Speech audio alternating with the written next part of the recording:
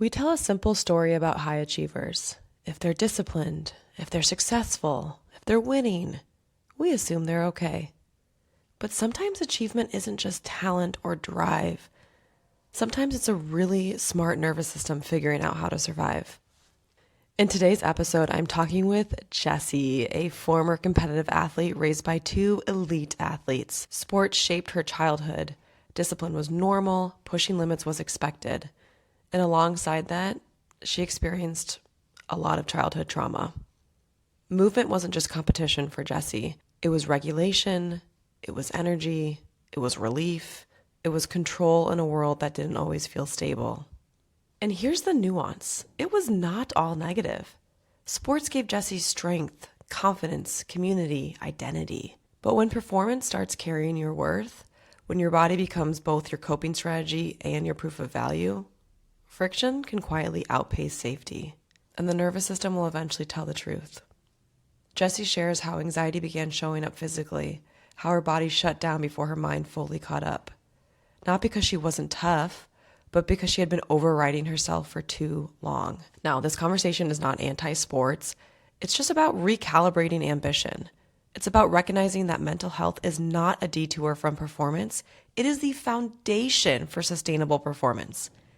And what I love most is how Jessie has taken these lessons into her coaching career. She doesn't just train athletes, she trains humans with awareness, psychological safety, and lived experience. So if you're raising a driven kid, if you were a driven kid, hey, that was me, or if movement has ever been your therapy, listen closely.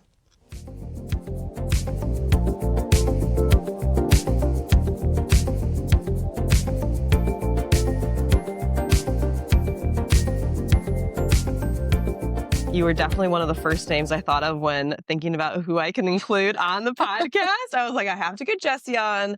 Who the heck are you? I was raised under two athletes. Like, my mom was on the USA team for modern pentathlon, and my dad was nationally ranked a triathlete when he was in the military, and they met when they were training in Texas. They popped out 3 kids, but my mom wanted to settle in Michigan, which is hilarious because my mother is actually British. She grew up in England and was tomboy central, like played cricket on the boys team. She was a fencer, and she ran and she swam, and like those were her main things. And her entire childhood was just sports and sports, and it was because she loved it. Like, there was no pressure from her parents whatsoever. She got an offer from Texas and came over to America, and it was like her ticket. Wait, can you explain what a pentathlon is? Because I feel like the average person does not know what the hell that is. I know. My mom would just explain it as the sport of war. So you're fencing, you're horseback riding, you're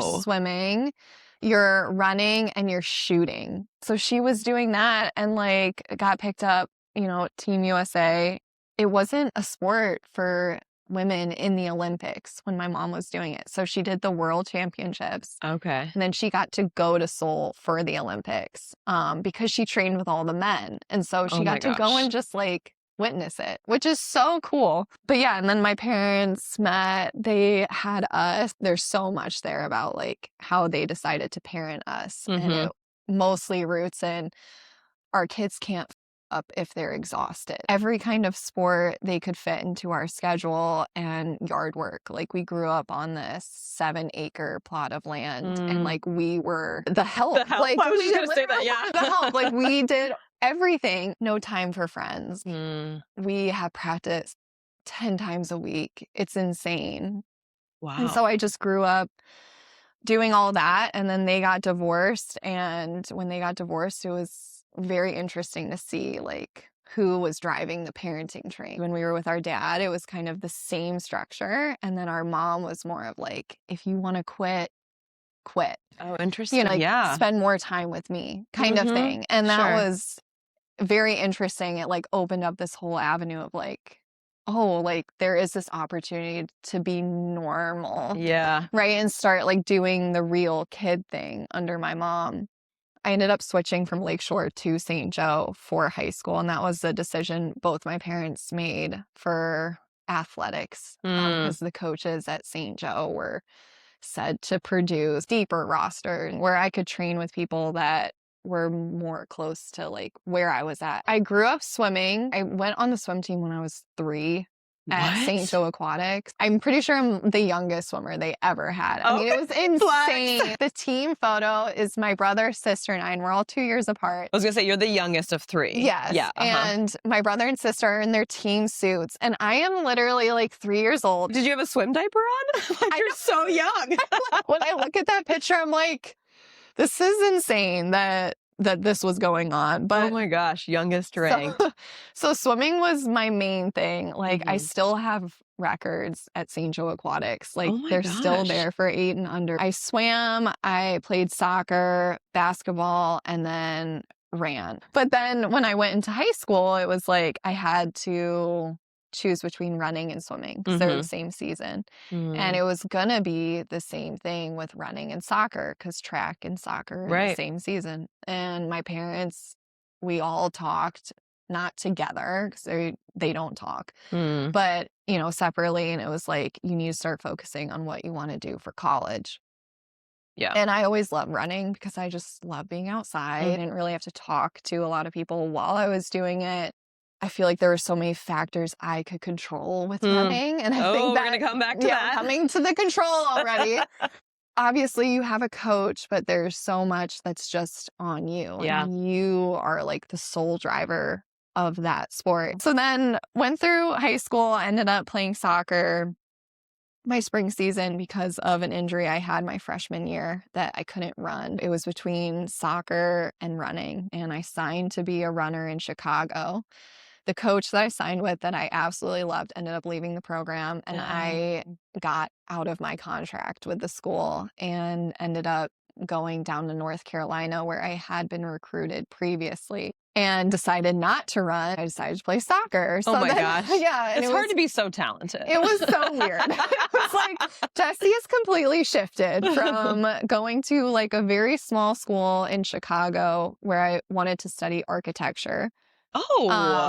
To going down to a Division I school where I was going to study creative writing and be able to play soccer. Did soccer my first year, had a terrible experience with my teammates. And I think out of the 8 of us that were freshmen, I think 5 of us quit after my freshman year with the upperclassmen. They were so mean. I already knew the cross country coach from talking to them while I was in high school. And I think the day I quit soccer, I got an email from him. Yeah. And he said, so like in the athletic building, we heard you're open. Would you want to run? And I was like, yes. Oh my God. And so in the fall, I ended up running cross country and fell in love with my teammates and my coach. Yeah. That was the coach that inspired everything that's happened since. Oh, that's amazing. In a time where I didn't have a father figure, he like really was great.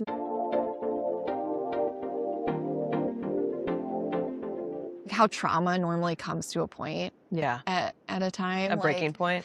Right after my cross country season, like everything that had ever happened to me, like any, mental, sexual, like all this abuse just like came out of my body. I couldn't leave my room. I was so anxious. I couldn't get out of bed. I couldn't train. I was having all of these like bizarre symptoms of like, I couldn't see straight anymore. Wow. Like I couldn't focus. I couldn't read.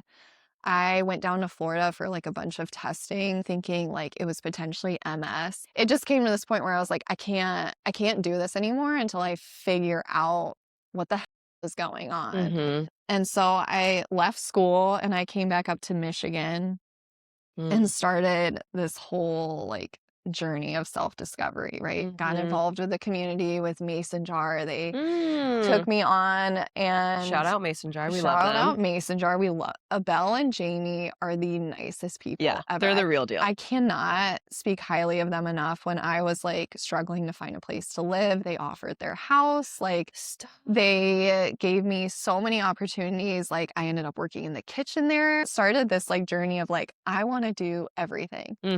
Like I want to figure out who I am outside of sports. After the summer at Mason Jar, such good money was made that I ended up going down to Costa Rica for 3 months and studying yoga. That was like the best time of my life. I have never cried so much. I have never learned so much. I have never felt so supported. I learned what my body was capable of, not in performance, but of like stretching every inch of my being, like my mental capacity and physical capacity. Like I learned so much, and I came back with like a clear sense of, this is what I'm gonna do. Yeah. I am gonna become a firefighter in Oregon. This is such a reminder that I tell teenagers all the time, is like, it does not have to be a linear path. It can be a circuitous path. And sometimes the most healing, the most growth comes from letting go and just kind of letting life happen to you and just having like the next right thing. Let it flow. Yeah. And it's so bizarre how things just like kind of fall into place. And obviously I feel very privileged that I could do all of this, but I did work my ass off to like save up the money to be able to do these things. So like, yes, let it flow, and also have a plan and be responsible, right? So you worked your butt off to be able to fund all that. Yeah. I grew up in like this adrenaline filled household, right? And not like, I don't think it was the good kind of adrenaline. It was like the, who's gonna explode today? Or like, who's gonna like let it rip? You know, and who's gonna get spanked? Like, who's gonna get yelled at? You're always like on edge. I was used to go, go, go. Yeah. And the journey of like letting it flow was also learning to realize like sometimes you need to learn how to go slow. Yeah. And so I like had to sit in place to save up money to be able to do these things. And through that time, like make meaningful connections with people. Yeah, went to Costa Rica. We were learning all these meditations. We meditated on like what we saw 1 year into the future, and then what we saw 5 years into the future. So I was doing this, and I remember like 1 year into the future, I saw myself in a fire station. I was in uniform. I was walking beside this fire truck, and I was surrounded by a bunch of men. And I wrote it down in my journal, and like we sat with that for a few minutes, and then our guide like led us through the 5-year meditation. I went into this space of, I was sitting in the South Shore pool. Okay. And I'm sitting on the edge of the pool, and I look down, and it's nighttime, and there's snow falling, and this little boy is running towards me. So all of this comes to a close. I move to Oregon. I find a school. I'm studying fire and paramedicine. Like meditated on it and was like, you know what, you could do this, and this could be your career. Like you want to make a difference. You aren't going to get married. I never wanted to get married. I didn't want to have kids. I felt like I could choose a more dangerous career. Yeah, well, you're used to the adrenaline. Yeah, and I was like, I can do this. Like, and if I die doing that, like, who cares? I actually have a cousin who's a firefighter in Arizona, and he's amazing. So then I go up to Oregon. I go to fire school. I'm like one of 3 girls in the fire school. And I get approached by a coach for a semi-pro soccer team. Oh my! Because I was playing just on the side at the indoor facility there. And she was like, we've seen you play. We would really like if you came out for our team. So I messaged someone that I know from St. Joe, who in my eyes is the best soccer player I know. And I asked him, do you think I'd be a fool to do this? And he was like, no, you are so badass. You go out there and you raise hell. Who's that? Was that? That is my husband now. Yeah. What? I don't even know. It was one of those things. No idea why. I haven't talked to this guy in like forever. Right? We've just played soccer together. But in my eyes, he's like the most talented person I know. Wow. Even though we never really like cross paths that much. And 2 weeks later, the whole country shuts down. COVID happens. Oh my God. Ended up coming back to Michigan while the country was shut down, and then we never left each other. And, you know, 8 months later, he proposed. The day after he proposed, we found out we were having a baby boy. Oh my gosh. And, you know, I raise the kids. I coach runners on the side for Meep running. Meep. And Meep running. I am now a personal trainer at the Renaissance Athletic Club, which is so awesome. Yeah. I literally love being there. That's like always been my favorite gym. And then I work at Bread Bar under a family that I absolutely adore. I just accepted a head coaching job for the local college to build up their cross country program for men and women.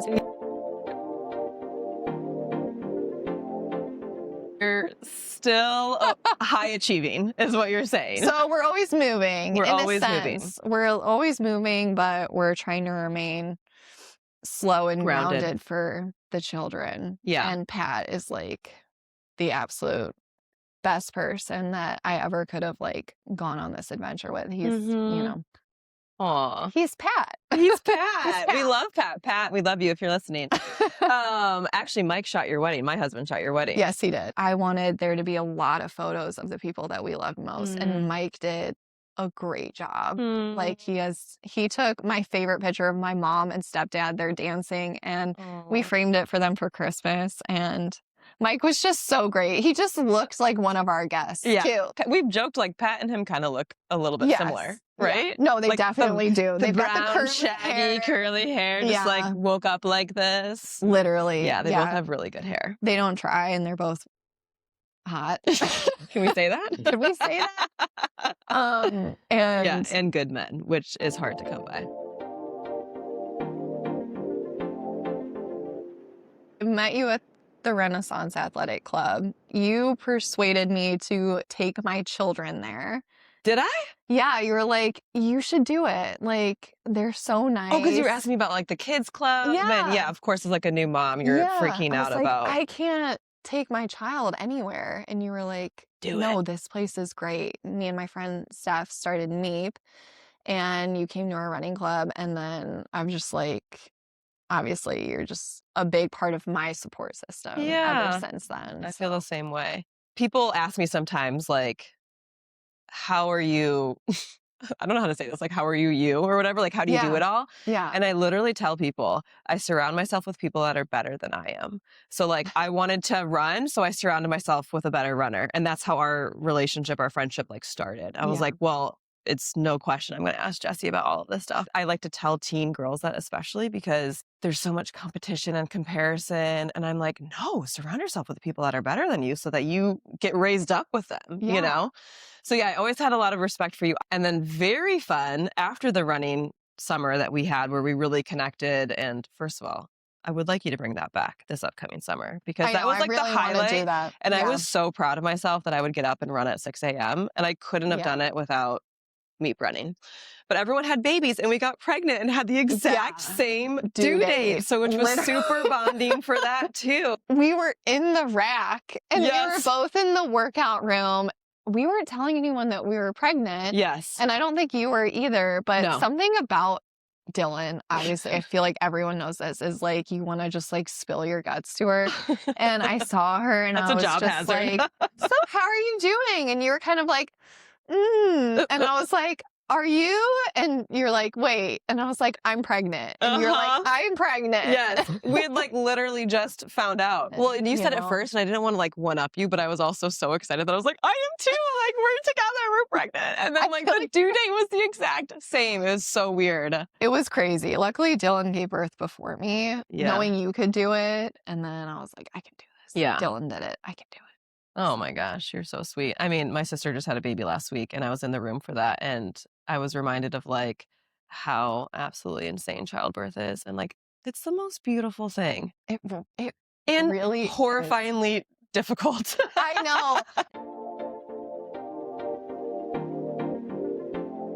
So I talk to a lot of high achieving girls and I think that I'm a high achieving person and I love that quality. And I think you already mentioned in your story, there's such a balance between pushing and pausing. Yeah. And so this new framework I've kind of developed is like, we need safety and we need friction. We need, emotional stability and we also need to be challenged. And that's different for everybody. And so your safety and friction will be different than mine, different than, a teenager today in a different time and culture. But when you think back to your teenage years, like what were you most trying to prove? So my teenage years were could like obviously dive into that one for like a 10-hour podcast, but I was on the verge of tears just like trying to put it into words because the book Twilight and how Bella like talks about how she just never felt like she fit in exactly. And then like Edward comes along, right? And he's a vampire. And it's just like this obviously like 100-year-old man.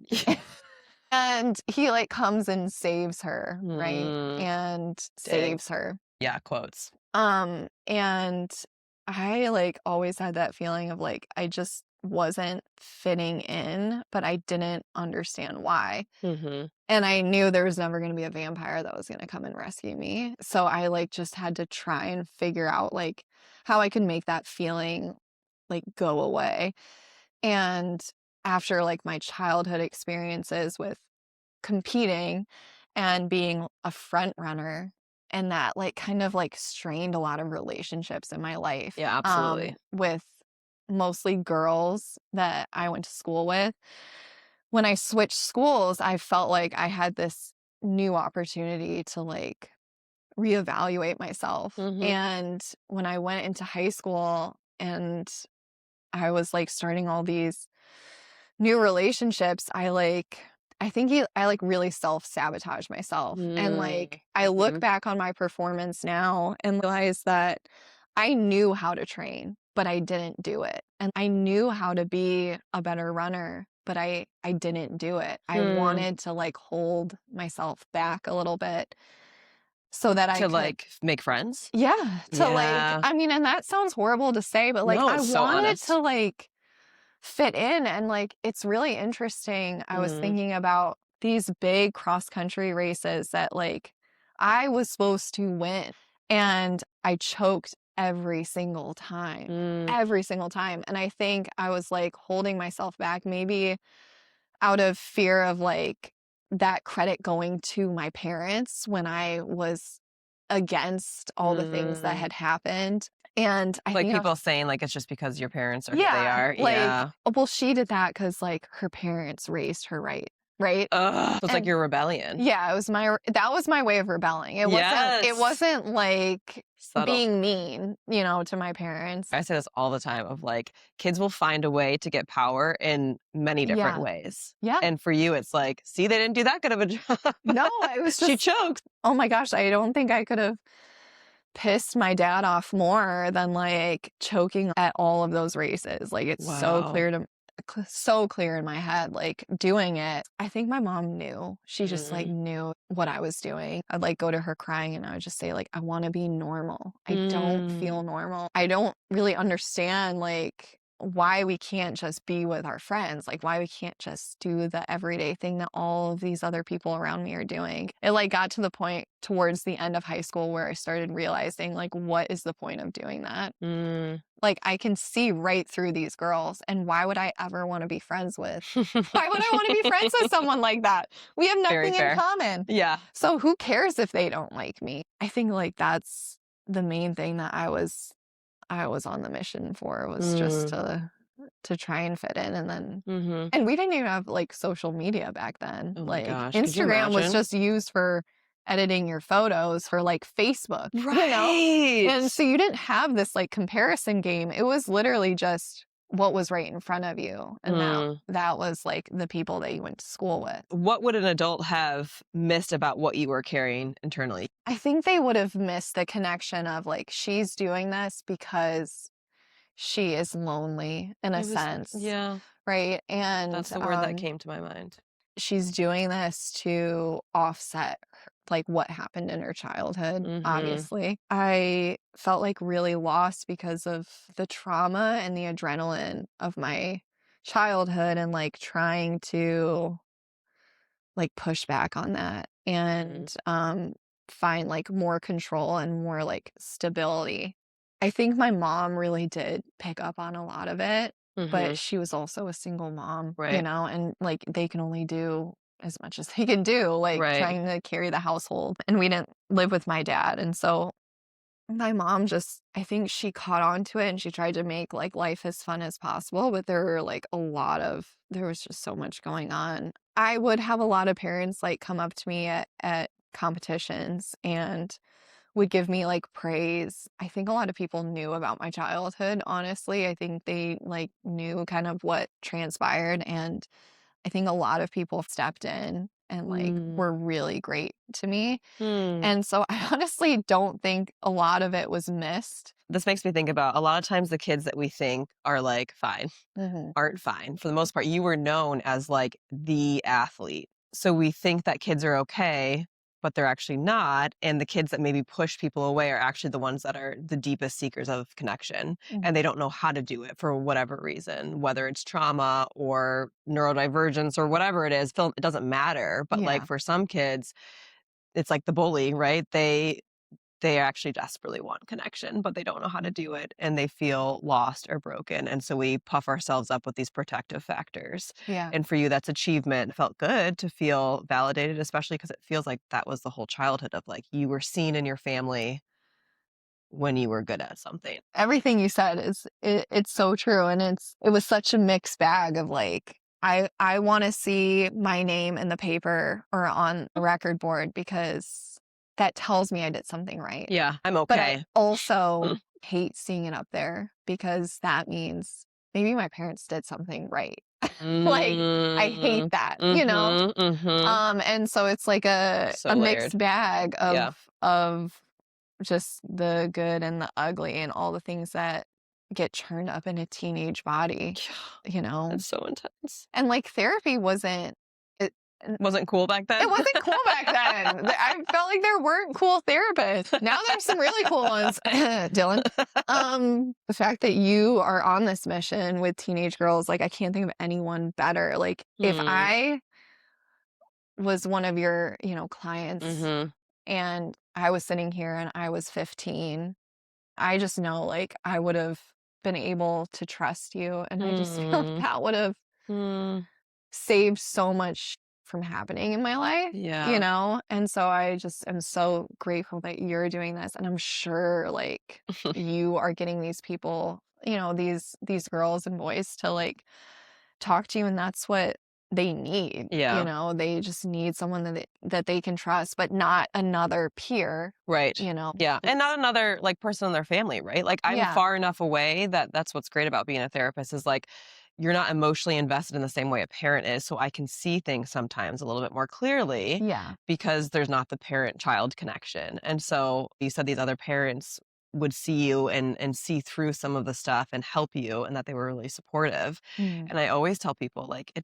it shouldn't just be the parents that are like taking care of children. Support looks deep in different areas and different contexts, and that's really can be super protective regardless of what a kid has gone through.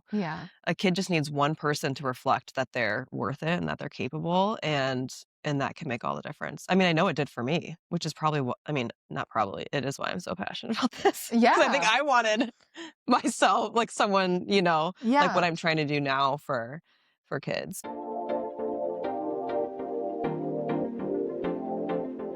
When I think of you and like in St. Joe and how you have 3 other sisters, like my sister didn't go to St. Joe with me. She couldn't hover over me and she couldn't protect me. But when we got home, she was my best friend at the end of the day. Were you guys close in high school? Or was it too much overlap? One of my sisters is going to be on the podcast. And we will for sure get into all of that because there are so many layers there. And I feel like our relationship can give people hope that like things might be bad and then they can get better. I'm the second of 4 girls. But stereotypically, I've always kind of had like the oldest child characteristics. And I think part of that is because our dad died when we were 10, and sometimes trauma can like reshift things around where roles and identities kind of shift a little bit. And I feel like that happened for my older sister and I. And we are so different. And so we like butted heads a lot. I unfortunately took a lot of attention. Lynn was really cool. I was a little bit of she still is gorgeous and was the pageant queen. Yeah, this is why I keep people like you around. The Smith name just clearly like you're supposed to be A-star. We're all extremely strong, and that has come from difficult experiences. Bailey and I were very different and didn't really get along. She also like moved to St. Joe as a junior in high school, so hard for so many reasons. And so we were super different, but it was always like, oh, you're Dylan's sister. Bailey got that and Gabby got that. Yeah. And that definitely created tension through that. I mean, we've really done a lot of work to repair that and connect and learn from it. And everyone, I think, has been given the space to develop so that there's this inner confidence, even though we're all different, we're all amazing, and we're all confident in like who we are. Yeah. And not competing, I don't think, at least. I'll have to ask them. One saving grace I feel like I really had was with my mom and sister when I got home. It was just they weren't in high school with me, and like they would sit there and listen to all the things that I was willing to tell them, and that was the one shining part about like that whole experience was being able to do that. And so I wonder what it'd be like on the opposite side of the spectrum, what it was like for you guys. I think I had tunnel vision where I was a little bit focused on me, myself, and I. I just think that that's common for a lot of kids. And I was very focused on like what I want to do and probably learned how to be more others focused, which is funny because now that's like, I think all I do is focusing on other people, you know? And I'm like, literally, that's oh, it makes me feel so good. So anyway, all I'd say for parents who are listening is that your teen can be going through a lot of hard things in those years, but safety and friction. Yeah. That doesn't have to mean that that's going to be your kid's story forever. They can get through those things with enough safety and support and grit. You had some imbalance as a child and as a teenager. Pressure was very high, but you didn't feel that emotional safety. And so then you learn to be independent. You learn to try and control things, be overachieving. That's also can tip the wrong way. Yeah. Right. And I think you probably experienced some of that and then had to like rebalance, which is the adult journey.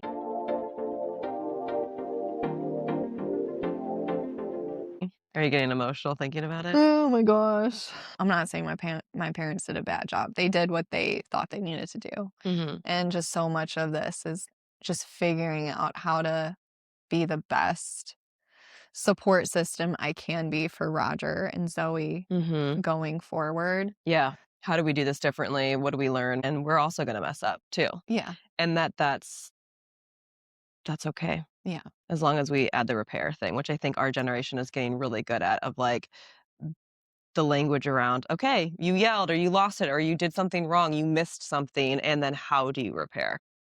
I feel like it's really hard to become a mom. It's also really hard when you throw in childhood trauma. What did becoming a mom force you to unlearn about strength, discipline, productivity? How are you doing things differently?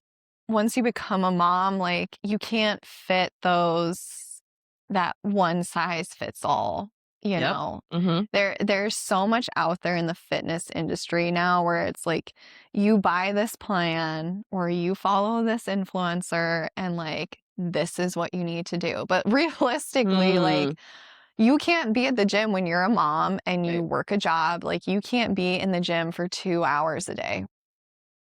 I am human and I very much hate parts of my body that cause a lot of insecurity for me, but there are also parts of my body that I'm starting to learn to love, and it mostly revolves around performance again. Like being able to lift heavier weights is something I really love. Like being able to see different muscle growth is a lot of fun for me. And I think about if there was an apocalypse, how I could have Roger and Zoe both holding on to me and I could still be able to like hoist myself up. We want to be strong and capable. Yeah.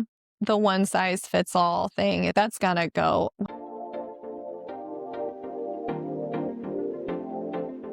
How I coach is so customized. The way I coach runners is completely based on heart rate. And even like if you're a certain age or with like a certain resting heart rate, like that's still not enough. Like we need to know so much about you. Combining all of those things together to make like a program that really suits your body, being able to adapt training to meet people where they're at instead of forcing yourself to be where someone wants you to be. I had a conversation with the owner, Sean, at the rack the other day, and our whole selling point there is that we're so creative. We can figure out how to adapt everything for them individually.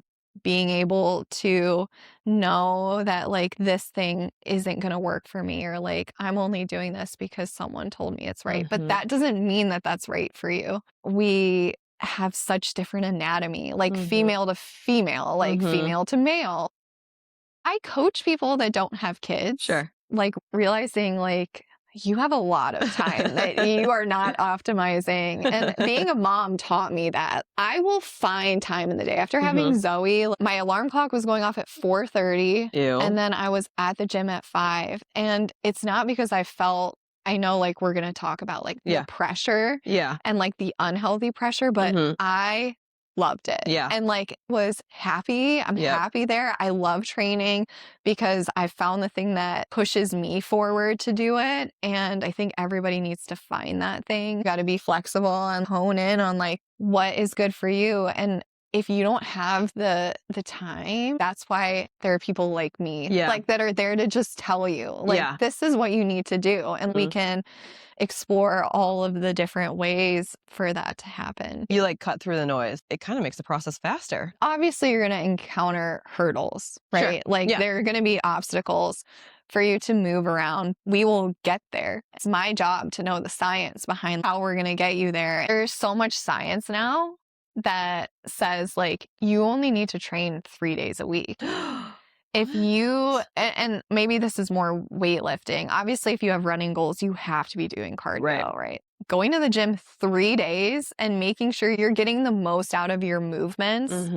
That's all. Best shape of my life. And I'm lifting 3 days a week, almost 0 minutes of cardio. The lifts, making them intentional, slowing down and like knowing what I'm doing, looking for the correct cues.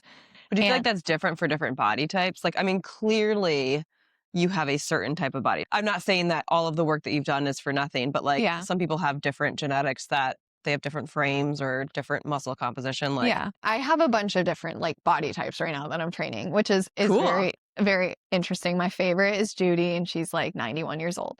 And she's what? You have a 91-year-old client? Crushing it. And she is so great. She was referred to me by Kenzie. We also love Kenzie. We love Kenzie. Yeah, such a good physical therapist. I literally have a note in here, and I'm sure I'll get to it about talking about RX therapy. Oh yeah, we should give them a shout out. They're great. Because oh my God, there's like a stigma around you need to do core every single day to have a six pack. Right? Yeah. But you go to someone like Kenzie and he will teach you how to engage your core with every single movement that you do. So you go to the gym 3 times a week and you're doing a full body workout and you're not doing a single freaking core exercise, yet you're going to get the results that you want and you're going to tone up because you've learned how to breathe correctly and how to engage your core. I went to Kenzie after having Zoe, but he taught me how to do that stuff. And he is such a great asset to the community. And like people like that, just like you, like they're making a difference and they're making our lives better, you know, and teaching us about our own self, right? And people like that are freaking great. So shout out to RX Therapy because they're great. Janelle, I loved her. Like she was so helpful to me with my hip. One of the biggest things that you taught me is the heart rate zone. I was like training really intensely and like nothing was changing. And I you're just constantly stressing your body, right? Your heart rate's too high. You're never going to be recovering. You think you're doing an easy run. You're running way too hard. And that's why you see these fitness influencers being like, cardio is the enemy. And let me tell you, that is so wrong. They were just doing cardio. I see. People don't realize like the heart rate thing is like your ticket to doing cardio right. It's like getting in that fat loss zone instead of like tearing through your muscles and building up lactic acid and stressing your body. Like there's just, we've got to completely like debunk all of that.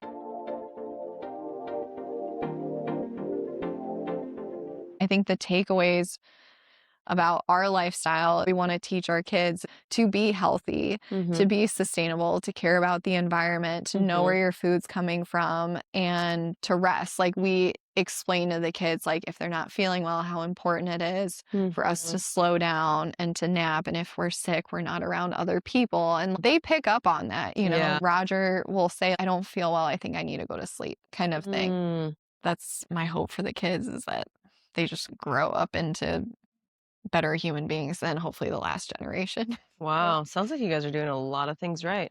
Well, we're trying. Yeah. Right. No, it's amazing. Everything that you just said, I'm like, yes, absolutely. Like, know where your food comes from. I think there's a lot of chemicals and crap in food, right? And also this, always, I'm going to come back to the balance of, like, when is it too much? When is it not enough, right? Like, reading ingredients on the back of something.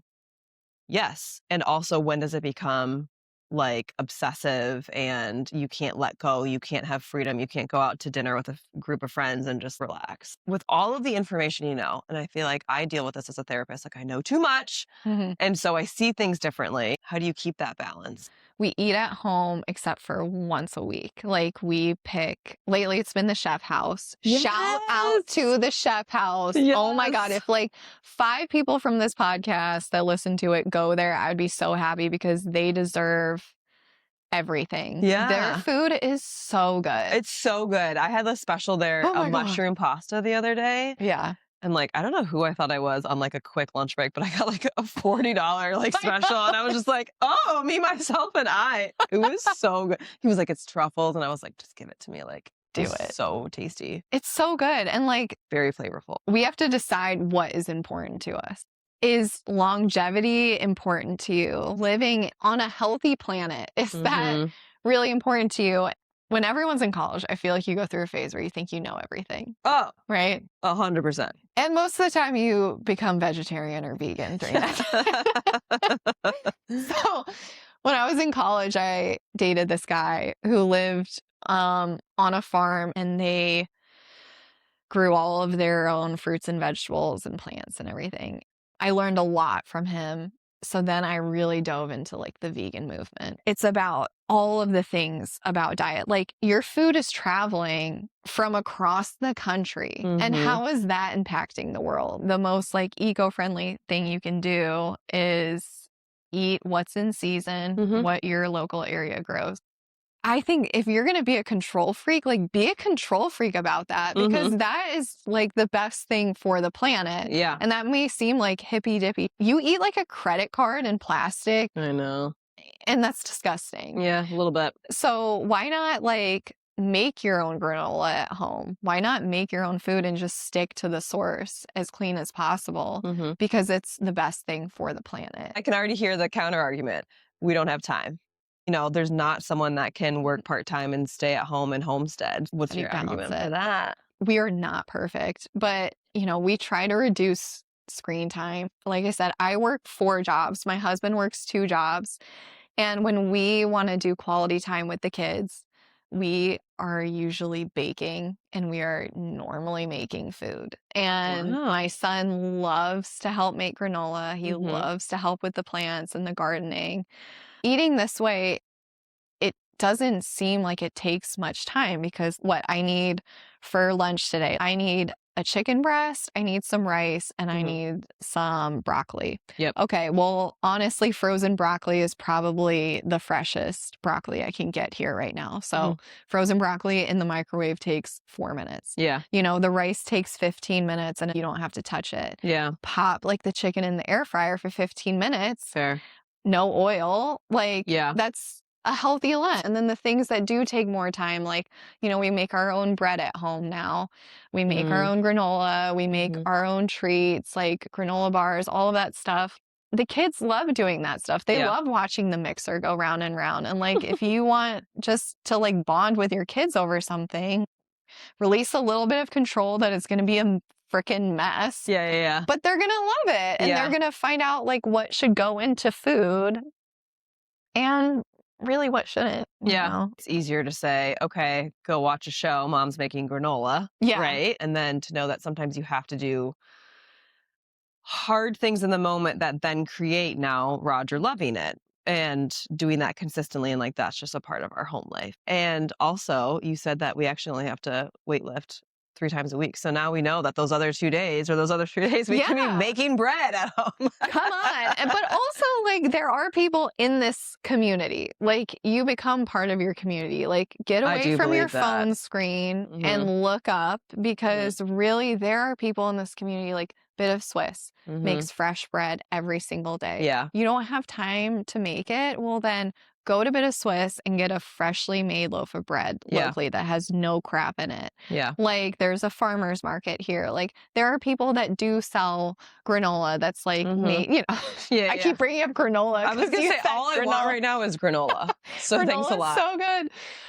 But like, there are people in front of you that make all these things. If you don't have time, or like you don't want to do it, or like you don't think you have the skill to, like someone else does, and like seek those people out and support your small businesses.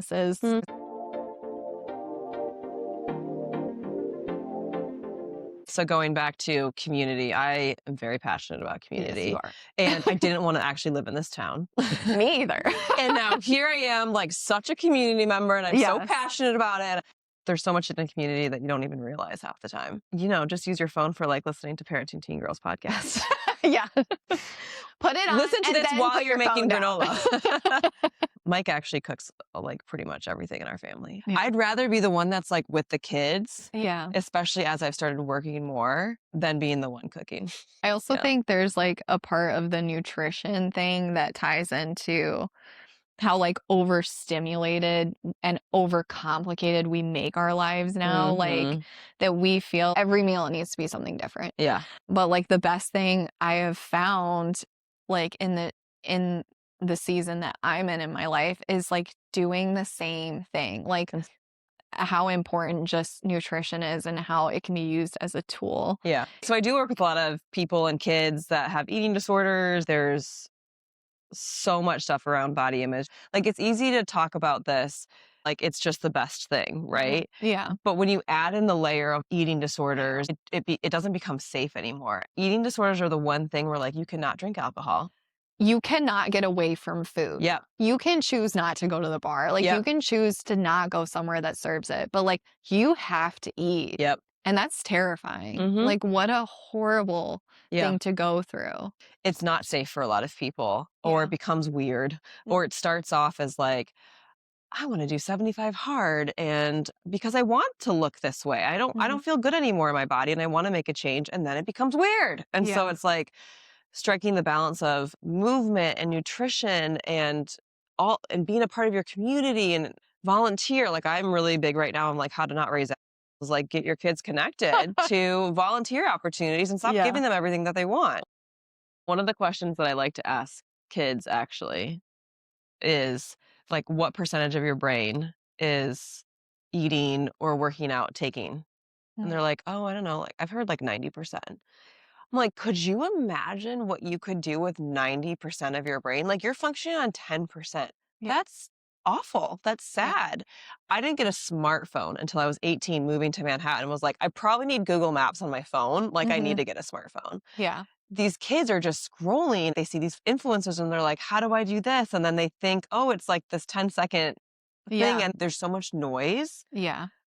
Health can look very different on different bodies. Obviously, like a teen dealing with that 90% take up of their body and food, you know, they have so little control over their lives. Their teachers are telling them what to do. Their parents are telling them what to do. Like, the one thing they can choose to do or not to do is eat. It seems like that's the one thing they really have control over. Yeah. And how that is ever going to be fixed, like, I don't know. Like, I'm not you.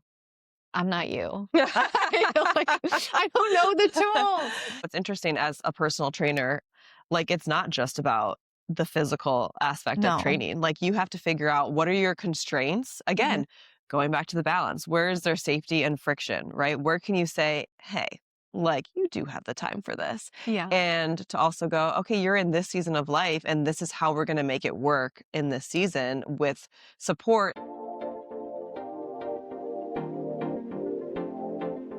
A body can be something that you live in, and it can also be something that's managed, evaluated, optimized. As an athlete, that's your job, right? Like to perform.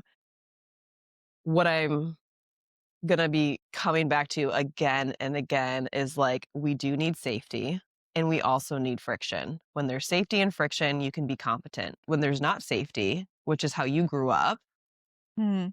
and there is friction, then you can kind of go into this anxiety or perfectionism or control things to be like, I'm only okay if so-and-so says I'm okay. And that's when we're looking for all this external validation, as opposed to like, now what I see in you, you're doing this because you want to be doing this and you love to be doing this, not because you're trying to punish yourself or put yourself into a certain body. I want to live which is so different from like what I was talking about when I wanted to become a firefighter. Like, I want to live as long as I can to be around for my kids. Mostly every decision I make now is based around that, how longevity works, like how to work out, how to rest, the correct sources of fuel, like how to maintain my relationships in like a healthy way. There are so many more important things to me than really worrying about my body. So the only thing I feel like I do have control over is like making myself feel the best I can. Now I'm just like here to make sure I can carry my kids around and, you know, do the apocalypse. The apocalypse. Someone attacked me and my children, like I want to be able to beat them up. Yeah. That's like my motivation. Hear me out. The idea of like eating correctly, right? I think there's some language around that still be triggering, like, oh, I'm doing this incorrect. How do you incorporate that into like personal training, right? Like, what if someone's like, yeah, I don't want to be that strict about it? No one has to be strict about anything. Like, you know. That's fair. Yeah. And I personally, like, for the record, am not certified in nutrition. Like, my mother is certified. She has a master's in nutrition. Eating under like your maintenance calories, that's not going to do you any good. And like that will make you feel worse. And honestly, I think it'll make you like appear worse. And then you're going to get in this cycle of just never feeling right and being essentially malnourished. With my clients, I've seen when there's like a lot of struggle around like not progressing the way that they should. And I feel like in the olden days, it's like you're not progressing because you're not working hard enough. But now, like tying into nutrition, so many people aren't eating correctly to fuel themselves that like now when I've had athletes that aren't progressing the way they should, stop and rest more. Let the training take a backseat, like prioritize your sleep and your food and get blood work. And most people are iron deficient. This like theory of you just have to like pump through it. Like you just have to keep going. Like that is so incredibly wrong. People are built completely differently. And there are 1,000 different exercises to train every different muscle group in your body. And like finding the one that works for you, you know, it's not a one size fits all. That's like why heart rate training, I think, is the best approach to running because it's so individualized. And no one talks about it because that would mean they would have to put a lot more time and effort into their clients and building a relationship with them and checking in with them. And people just want the quick fix. Even trainers want the quick fix, you know? Yeah, absolutely.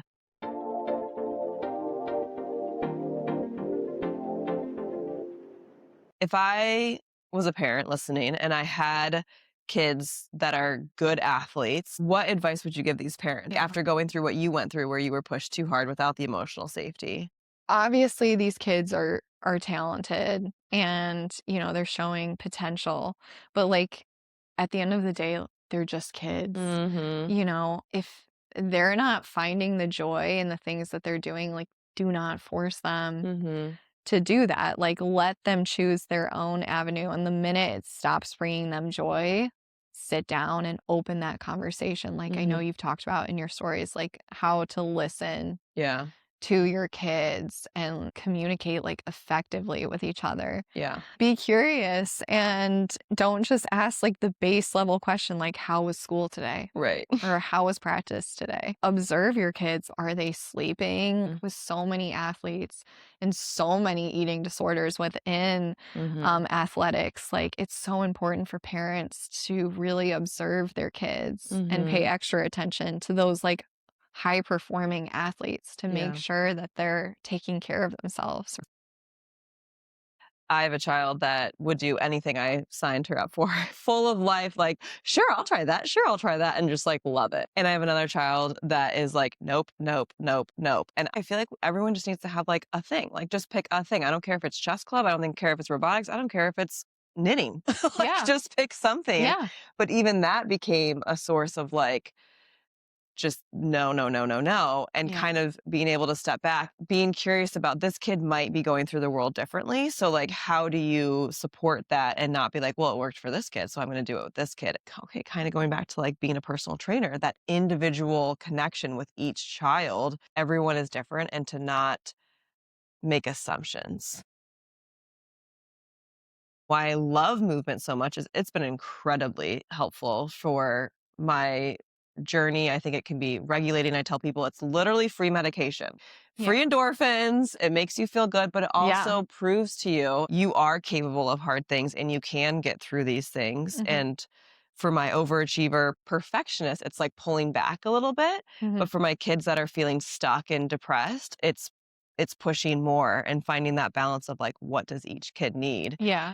I am a therapist that likes to push, and not in a way that's like aggressive, but in a way that's like, I see you in such a different way than you see yourself. I love all of my clients. I find them all to be so uniquely amazing in so many different ways. I had one client that I kept pushing on something of like, I really think you should do this. And they did it and got such positive feedback. And they were like, oh my gosh, this has like changed my life. Like it's unlocked something in me that I didn't know was possible. Not everyone can bring that out of someone. It takes a special person like you to bring that out. But yeah, to be someone that like genuinely cares about the people that you work with, because honestly, not everyone does. These people in front of us, like they're just that. They're humans. And they want help and they're chasing a goal or a dream. And like we need to put ourselves in their shoes. And realize how important this is to them. And we are responsible to give them our all. And if we can't do that, then why are we doing this? See, it's good to be an overachiever because you take it into your work. Yes. Like I will not be half-assing anything for these people.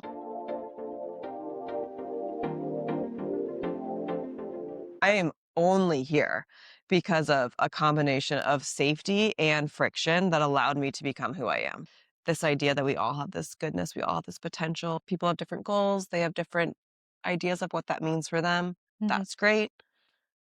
And to be like someone that can reflect that back to them. Yeah. Like a little mirror. Yeah. And to like give them the perspective of like, these are your goals, but you need to have your eyes up and open to all the things around you, because while you're working towards this, there are going to be things set in your path that you're going to learn from, and you need to like be open to grasping and like immersing yourself in the full experience of all of it, you know, and not just welcoming like the good things, but also all the bad things. Yeah, there's a lot of bad. Yeah. I like that. Eyes up and open. Yeah. That's so true.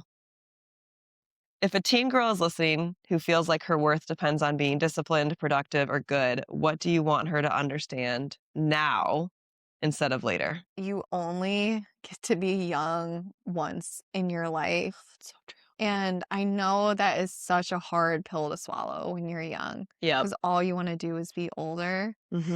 But you're only that age once. And like the you that you're going to be in 5 years, 10 years, 15 years is going to be so different. While all you want is freedom and like control over everything in your life, like it's the best time to do like that trial and error and explore and like have that safety net while you fail. Following your gut about the people and the paths that are like presenting themselves in front of you, how to listen to yourself and how to sit with yourself and make your decisions. Don't pick and choose when to love yourself. Like, love yourself through every single stage.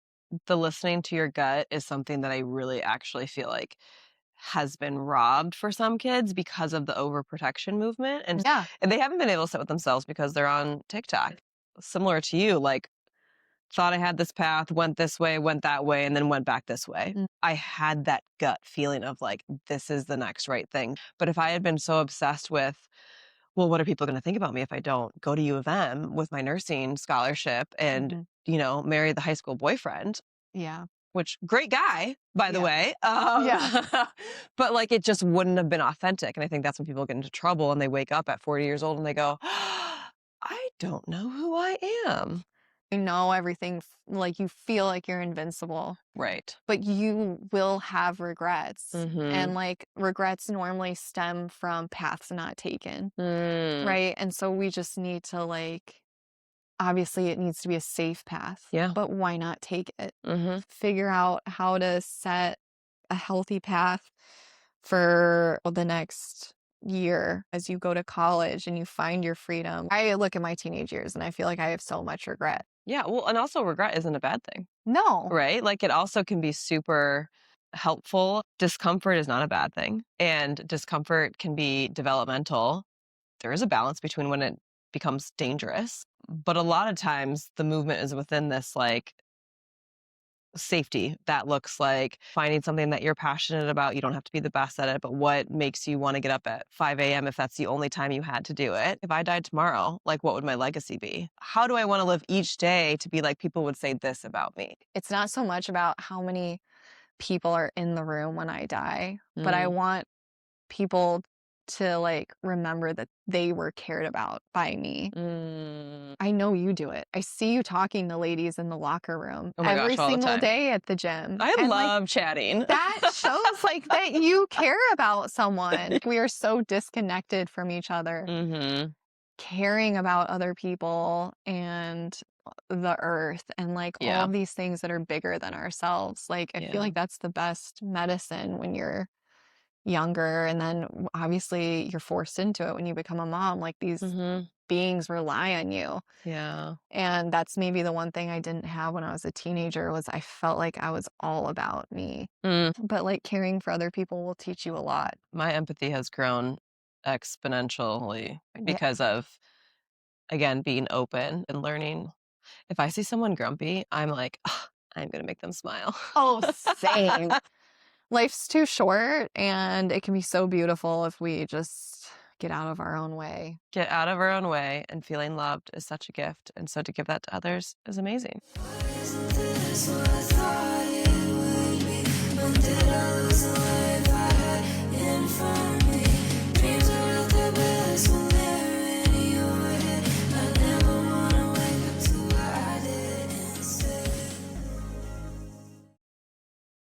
Four hours later. Oh my God.